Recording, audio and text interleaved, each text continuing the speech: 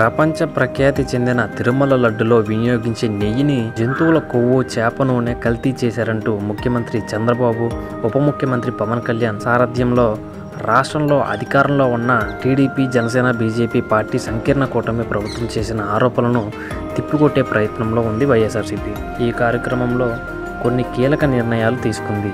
శనివారం నాడు రాష్ట్ర వ్యాప్తంగా అన్ని ఆలయాల్లో పూజలు జరగాలంటూ పార్టీ కేడర్కు ఆదేశాలు ఇచ్చింది. తిరుమల శ్రీవారి ప్రసాద పవిత్రతను దెబ్బతీసేలా చంద్రబాబు, పవన్ కళ్యాణ్ వ్యవహరిస్తున్నారంటూ మండిపడింది.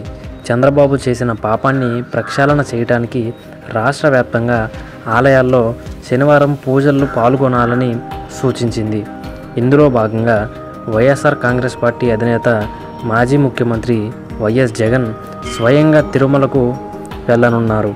శ్రీవారి సేవలో పాల్గొనబోతున్నారు. ఈ సాయంత్రం 4 గంటలకు తిరుపతికి బయలుదేరి వెళ్తారు.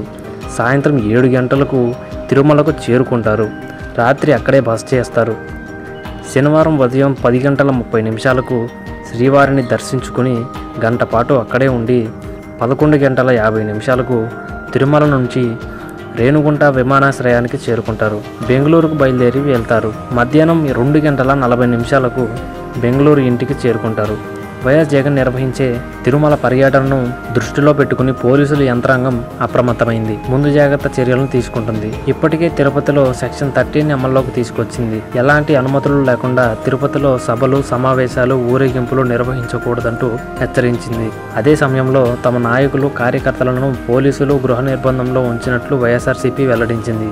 తిరుపతి, తిరుమలకు వెళ్లనీయకుండా ఎక్కడికక్కడ తమను అడ్డుకుంటున్నారంటూ ఆరోపించింది. నోటీసులను సైతం అందజేశారని తెలిపింది. రాష్ట్ర వ్యాప్తంగా అదే పరిస్థితి నెలకొందని పేర్కొంది. ఎక్కడికక్కడ గృహ నిర్బంధంలో ఉంచుతున్నట్లు మండిపడింది. వైఎస్ జగన్ చేపట్టిన పాప ప్రక్షాళన కార్యక్రమానికి తాము నాయకులు ఎవరూ కూడా హాజరు కాకూడదంటూ పోలీసులు హెచ్చరించారని వైసీపీ విమర్శించింది. ప్రజల శాంతి భద్రతల దృష్టిలో ఉంచుకొని ఎలాంటి అవాంఛనీయ సంఘటనలు తలెత్తకుండా ఉండటానికి ముందస్తు జాగ్రత్త చర్యల్లో భాగంగా నోటీసులు ఇచ్చినట్టు తెలిపింది. పోలీసు యంత్రాంగం మొత్తం కూడా చంద్రబాబు, నారా లోకేష్ కనుసన్నల్లో పనిచేస్తుందంటూ వైఎస్ఆర్సీపీ ఆరోపించింది.